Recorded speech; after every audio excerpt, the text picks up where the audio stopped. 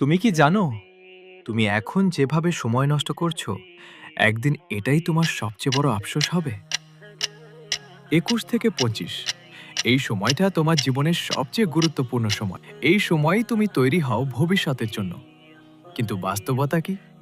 ঘন্টার পর ঘন্টা মোবাইল, সোশ্যাল মিডিয়া, গেম আর নামাজ, কোরআন। কাল থেকে শুরু করব ভাই। কাল বলে কিছু নেই। মৃত্যু কখনো নোটিশ দিয়ে আসে না।